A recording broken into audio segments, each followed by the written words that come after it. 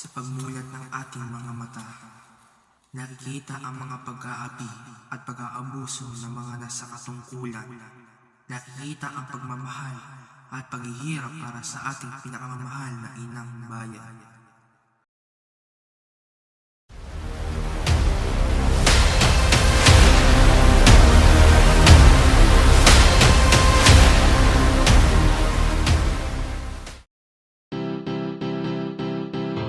Dalawang dekada may na ako ng nilabi ang binakura. Kilala ko ang mga Indios. Filipinos, padre. Indios, ang dapat itawag sa mga yan. Mga tanga, mangmang, bobo. Kaya ba ito hindi umangat dahil din sa mga yan? Tulad mo na lang sa isang ere walang ginawa kundi tumutol sa ministro ng Diyos. ¿Qué quieres decir, padre? Lo que quiere decir, kung gusto man ipaalis ng kura ang katawan ng isang ere, kung saan man, kahit ang mataas na rango sa gobyerno, ay walang karapatan, makialam o tumutol, kahit ang general na kalimitan na kadala. Ang pagiging general ay marangal na katungkulan. No me importa! Huminahon ka sa pinanalita mo at siya ang viceroy at patron na kitatawag ng hari. Anong hari? Wala kang inigilan na rin, kundi tuloy na nasa taas! Dictento o telepaute alge. Entrante sa selo, porque nakakataas ka eh! Estimados caballeros, uminahan kayo at huwag nang gumawa pa ng gulo. Hindi naman natin kailangan pang magtalo. Ano ba yan? Bisan mga paglalakad dyan at huwag kang mabagal-bagal. Makakita naman ng inyo ay sumama ng araw ko. Malis ka nga dyan! Buenas noches, Padre Damaso. Buenas noches. Buenos noches, senyorita at senyor. Ang mahalagang panauwi ng piging na ito ay dumating na. Pinaikilala ko sa inyo si Don Crisostomo Ibarra, ang anak ng nasira kong kaibigan na si Don Rafael Ibarra. Kaagaling niya lamang mula Europa.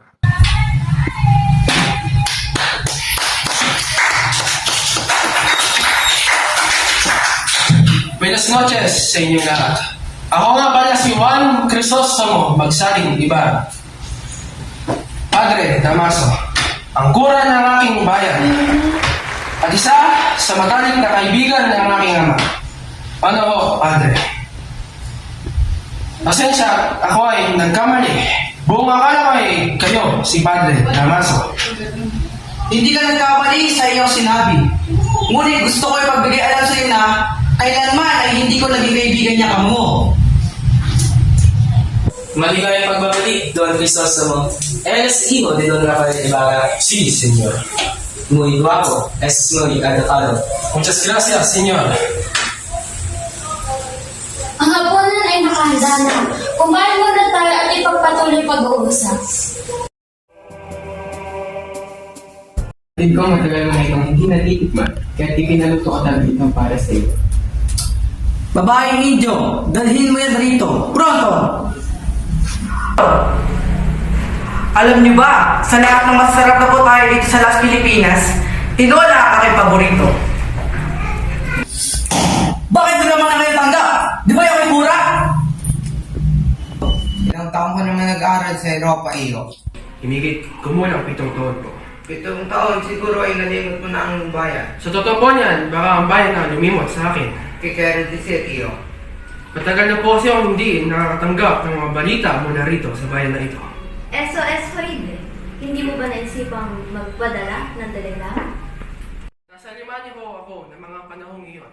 Kaya hindi po nakapagpadala ng mga mensahe dito sa bayan na ito. At wala rin ako alam dito. Dahil nag-aral ka rin naman sa Europa, ano naman ang nakita mo sa bayan o politika? Nalaman ko lamang ang isang kasaganahan at kahirapan ng mga mayayaman mula sa mga bayan na ipinagdadamot ng mga mayayaman dito. Yan lang ang nalaman mo? Ha?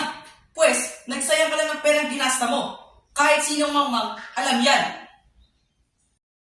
Mga senyor at senyores, ipagpaumanhin niyo ang kura. Kahit dati pa naman ay ganyan na ang pakikitungo niya. Ako ay kakauwi lamang sa bayan at marami pang aasikasuhin. Kaya ngayon ay mauna muna ako.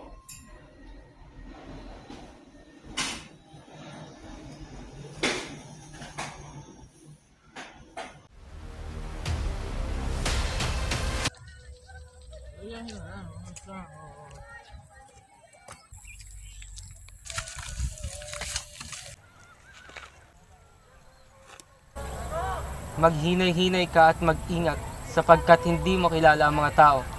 Kahit gaano ka man katiwala sa isa, hindi mo alam ang kayang gawin nito sa'yo. Anong ibig mong sabihin? Baka ikaw ay magaya sa iyong ama. Mukhang kilala niyo talagang aking ama. May kinalaman po ba kayo sa nangyari o may alam po ba kayo? Alam ko at alam ng karamihan na namatay siya sa bilangguan. Bilangguan? Ano ang bilangguan? Bakit? Paano? At sino ang may gawa nito? Huminahon ka at sumama ka sa akin. Ang ama mo, ang pinakamayaman sa buong bayan ng San Diego. Marami ring gumagana sa kanya, ngunit hindi ko masasabi na isa siya sa mga makapangyarihan. Marami ring naiingkit sa kanya, isa na dyan si Padre Damaso. Ang kura ng ating bayan? Siya ba ang may kagagawan ng lahat ng ito? Sa bayang ito ay mayroong mga asal hayop at inaapi na nais lamang ipagtanggol ng iyong ama.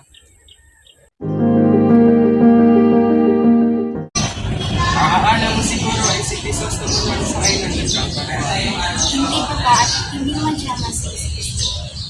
Hindi mo ako malaloko. Kilalang kilala kita. Ba't itong matalaman na gusto mo ikarina?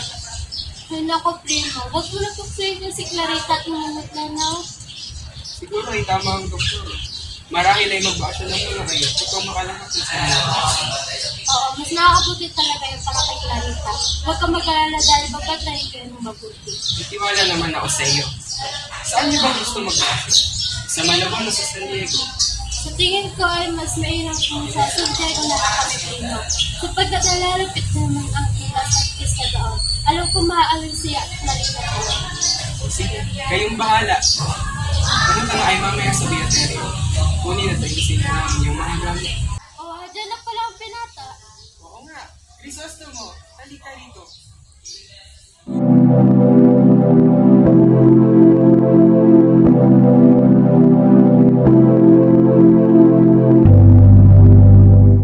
Buenas tardes.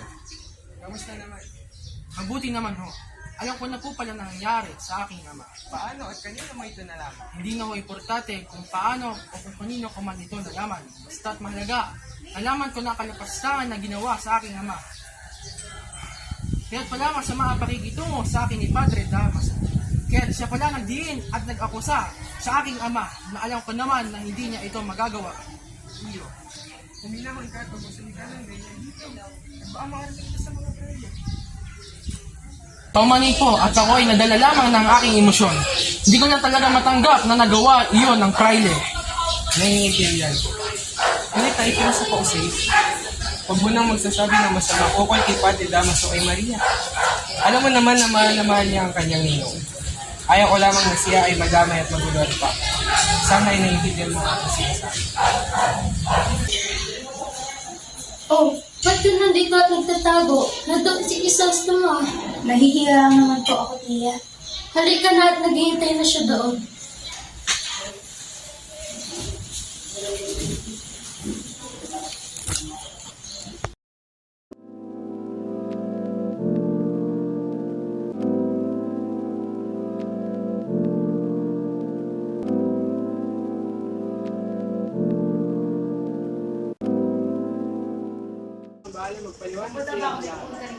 Paano sino ka ginoo? Nandito na si Maria Clara. Buenas tardes, tía. Buenas tardes, Gino. Maria.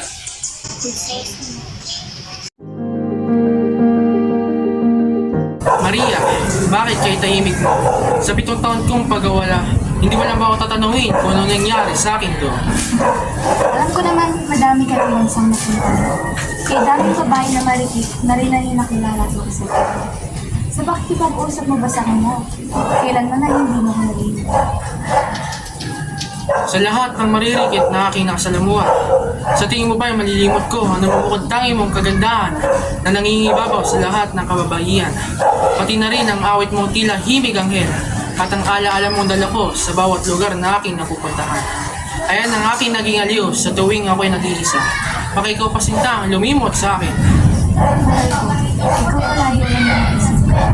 Kahit pa sabihin ng naman nakasalanan daw lagi ang isip. Ang iyong mga liham ang naging aliw sa akin. Sa tuwing binabasa ko ito, nama ko pa rin ng iyong presensya na tila ba'y hindi mo iwas. Kaya tagal na nitong liham na ito, ngunit ganito pa rin ang wangis nito. sapagkat ito'y alaala mo na labis kong hinihingi. Paumanhin ko kayo ng akin na istorbo. Ibarra, nandiyan na raw pala karwan maghahatid sa iyo. Salamat ho, Tia Isabel. At ako ay susunod na rin. Sige, sasama na lang kayo sa iyong paglabas mamaya. Salamat ho. Mahal ko, kailangan ko na umuwi sa aking bayan. Nais kong bisitahin ang aking ama kahit no yumao na ito.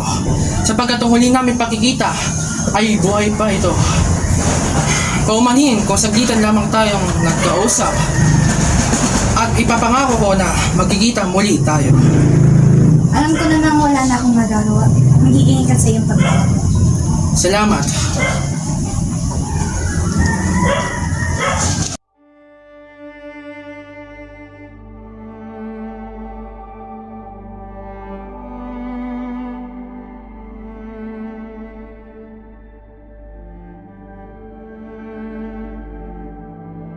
Ginoo, may nakita ba kayo riyang bungo? Yung maganda, maputi at buo pa yung mga ngipin. Baka kinain na po ng mga baboy ramo riyan. Pwede bang pakihanap mo? Sa asawa ko kasi yun eh. Kayo na lang po ang maghanap, pare-pares lang ng mga bungo yan. Iba yung sa asawa ko. Bahala ka na nga riyan. Pagpatuloy ka sa paghukay mo, pati libingan mo, kain mo na rin. Panira talaga ng araw yung pilosopotasyo na yan. Tunay nga may sira sa ulo.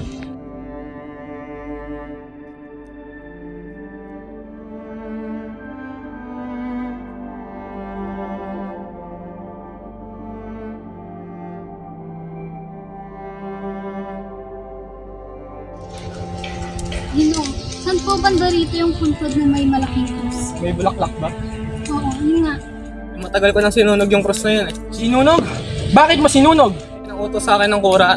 Tsaka wala na rin naman bangkay doon, matagal na. Ano ang sabi mo? Yan ang magagawa ko, ayun ang utos sa akin. Niloko po ba kayo? Wala pang isang taong sa lilibing nun ah. Yun na nga eh.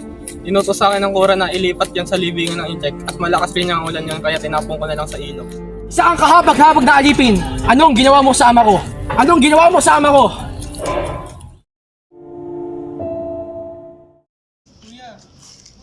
Kuya! Ano naman yun? Bilan ba yung sinabi nilang ninakaw ko? 22 piso. Alam mo ba halaga nun? Ang dami-dami nun. Sweldo ko ng isang buwan, hindi pa naabot sa halagang yun. Eh hindi naman talaga ako nagnakaw nun. Si Sacristan Mayor, siya yung nakita ko. Kung alam ko lang na mangyayari ito, sana kinuha ko na lang yun. Nang sa gayon ay nakatulong pa ako ng malakas ng sobra sa akin na. Ano ba sinasabi mo? Sama-sama nun. Huwag ka nga magsabi ng ganyan, baka tayo marinig sa Sacristan Mayor. Anong sabi nyo? Ba't ikaw, Basilio, ilang ulit-ulit ko bang sasabihin sa'yo kapag papatagod ko ng pana, dapat itama mo! Tama na po. At ikaw naman, Crispin, kapag hindi mo binalik ang perang ninakaw mo, hindi ka makakawi! Eh, inaasahan po kami ni inay na umuwi po bago mag-alis 5. Walang uuwi ng alas 5. Alas 8 kayo uwi! Eh, bawal na po umuwi mga bata at pagsapit po ng alas 5. Hindi ka masusunod dito! Ako! Crispin, halika dito! Crispin! Kuya! Kuya! Kuya! Huwag ka na paudlas! Crispin!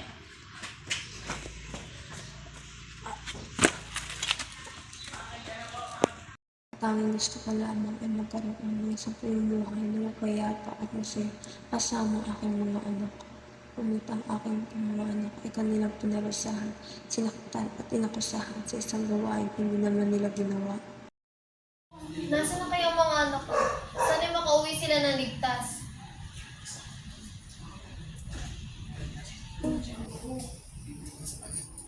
Yung tingin mo, para ka nakakita ng multo ah.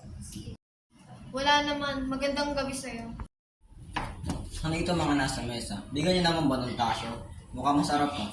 Huwag mong ubusin. Magtira ka para sa mga anak mo. Para sa kanila yan. Nasaan na nga pala ang mga yan? Mas pinagkakandaan ko sila, mga walang kwenta naman. Mahuli raw sabi ni Tandang Tasyo. Kung malaki ang kinikita nyo, makikisama naman ako eh. O, siya, mauna na ako. Inay! Inay!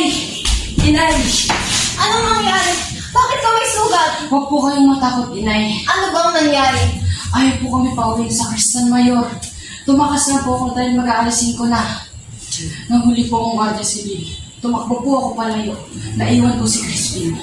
Sa awa ng Diyos, buti naman, the please lang at hindi ka nasugatan. Halika rito, gagamutin ko muna ang iyong sugat. Nasaan si Crispin? Bakit siya naiwan? Nahuli po siya sa Mayor at Nakura.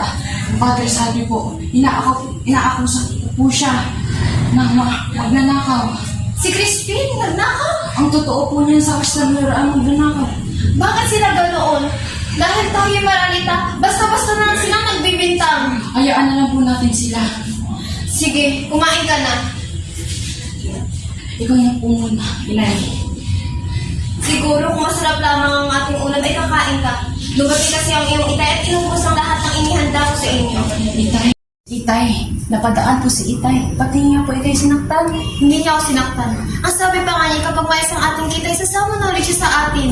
Hindi ba't mas magandang wala siya? Hindi ba't mas maganda tayo tatlo na lang? Mahilig lang po siya sa sugal. Hindi natin po siya kailangan. Huwag ka magsalita ng ganyan sa iyong itay. Amo mo pa rin naman siya. Sige na, matulog ka na pagkatapos mo kumain. Susunduin ko lamang si Crispin. Crispin, parating na ang iyong inay. Sana'y ligtas si Crispin at sana'y matawa ang Friday sa mga dala kong pagkain. Maganda kumain, Olivia. Kasi siya na nakaka-istorbo. Gusto ko lamang ibigay itong mga dala kong pagkain para sa Friday. Ilapag mo na lang dyan sa mesa. Ano pang ibang pakay mo? Bakit hindi ka pumaalis? Gusto ko sanang makausap ang Friday. Wala ang Friday, may sakit siya. Magaling mo? Sige, susundin ko na lamang ang anak mo si Crispin. Alam mo ba kung nasan siya? Ikaw pala yung nanay ng magnanakaw. Tumakas na kasi hindi mo ibalik yung nakaw. Hindi naman magnanakaw ang anak ko. Balik kayo ang pag-aakusa sa kanya. Siyempre, ipagtatanggol anak mo yun eh. Hindi na ako magtataka pa. Yung pinagmulahan naman yung anak mo. Manas na tatay na sakit ng saliktin. Grabe naman ata kayong pananalita. Wala ka namang karapatan na maliitin ang aming pamilya. Hay naku, kung ako sa'yo, umalis ka na dahil dadakitin na ng mga gwardiya sibil ang anak mo magnanakaw. Ha? Dadakpin? Tumakbo ka na. Baka makbutan mo, duguan na lang sila. Basilio! Crispin! Mga anak ko! Noong ako'y pauwi na sa aming tahanan, ako'y nahuli at nadakip ng mga gwardiya sibil. At nang ako'y kanilang palayaan, ako'y wala lang sa aking sarili. Basilio! Mga anak ko! Basilio!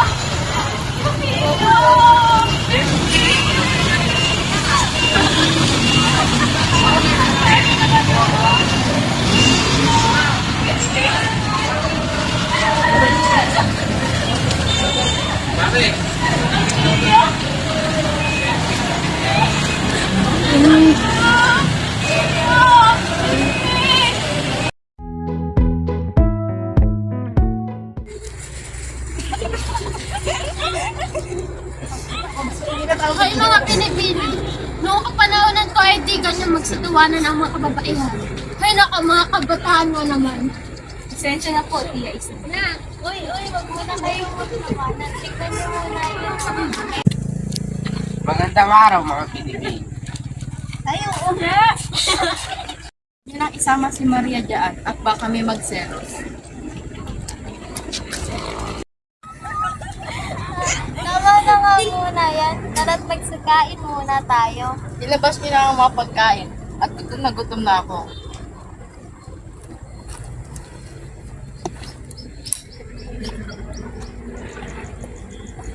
Tia Isabel, halika at sumabay ka na sa amin. Ay naku, wag na. Wala pa sa inyo yan. Maria, dadating na ba si Crisostomo? Hinatid niya na ako kanina pagpunta dito. Kasama niya at ang pati. Hindi ba't hindi ka comfortable doon sa bagong wala? Ako narinig ka lang. Ayan na lang natin ang usapan. Dala akong barang. Hulaan kaya natin ang kapalarang mga magkatipan si Maria at Crisostomo.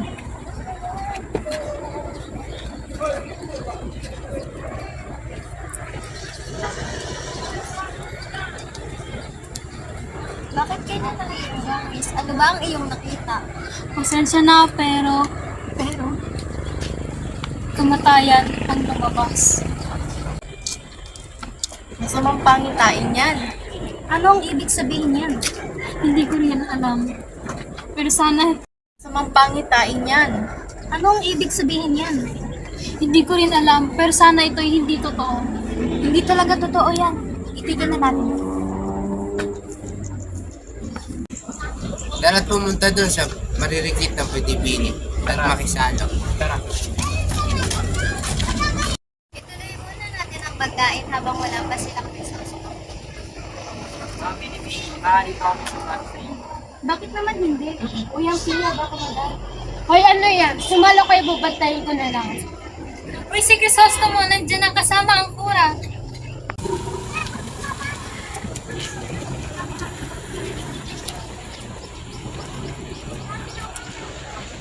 Magandang araw, mga binibini.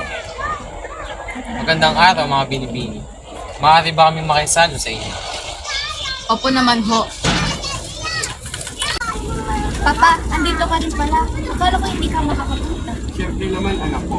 Gagawin ko ang lahat upang makasama ka. Pagkakaalam ko, hindi magandang pakikitungo sa At ayun, dahil lang naman sa napagkamalang ko, siya may pakana na nangyari sa akin. Ito kay lubos na humihingi ng kapatawaran sa akin. Oo nga eh. Grabe mapagbintang ang binatang ito. Ako'y nasaktan ng sobra-sobra dahil ako'y sinisisi agad. Ito kay lubos na humingi ng kapatawaran sa inyo, Padre. Ha! Kung kayo ba ay tatanungin, moral ba ang pag-uugali ng binata? Para sa akin ay hindi ganon ang tamang pag-uugali ng mga taga San Diego. Oo, nakuha mo ang ibig kong sabihin. Saglit, hindi naman ata tamang pinagtutulungan natin si Crisostomo. Siguro ay nadala lang siya sa kanyang damdamin. Basta ako hindi ako natutuwa sa ganyang pag-uugali. Padre, Crisostomo, itigil niyo na yung pagbabangayan ninyo. Nandito tayo para magsaya, hindi upang mag-away. Buenas tardes a todos. Kinagagala ko ang inyong pagdalo. Pagpasensya niyo na umabang proseso ng paghahanda ng pagkain. Sana ito ay ayon sa inyong kagustuhan. Buenas tardes, Kapitan Tiago. Kami pa nga po dapat ay magbigay ng pagpapasalamat sa inyong paghahanda ng masusustansyang mga pagkain. Ako iyo, kaugali mo talaga iyong ama. Naaalala ko tuloy nung siya'y naririto pa. Siya, magsikainan na tayo at baka lumig pa ang pagkain.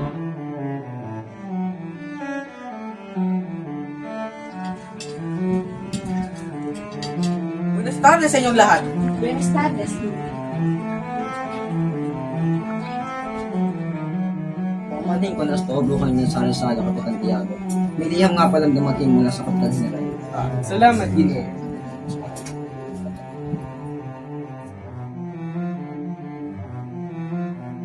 Buenas tardes, Padre Damaso. Kasi nga pala, Ibarra. Tungkol sa kukunin mong arkitekto para sa paaralan, may naisip ka na ba? Ako ba kailangan pa ng eksperto ay mas pangpa sa isang indio? Ha? Hindi mo ba kayang gumawa ng plano nang walang tulong ng iba, Crisostomo? Abay pareho kayo, yumawa mo ka ma! Gusto na ang paninira mo, Praile! Lumayo kayong lahat kung ayaw niyong madamay pa! Batid ko ay may minamahal ko yung ama! Kaya ito ay pinagtatanggol niyo dahil sa pag-aalpusta ng Praile! Ang aking ama ay tumutulong sa lahat na nangangailangan. Pobre man o hindi, si Don Rafael Ibarra ay may dignidad at integridad. Ako lang naman ang musa ng mga gwardiya. Ang aking ama ay mas ka-respeto kaysa sa inyo, Padre! Crisostomo, itigil mo na yan.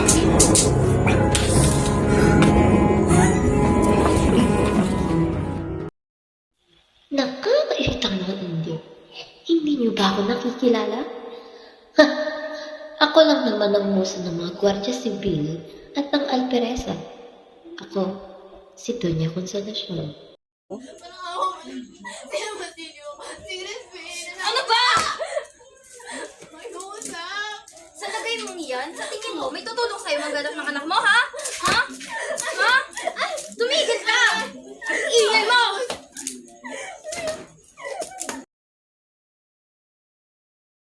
Ano bang ginagawa mo? Sabi ko, huwag ka na lumabas ng bahay. Ikaw, pinapahiya mo lang ako. Anong tinatawag mo dyan, Victorita? Walang hiya ka!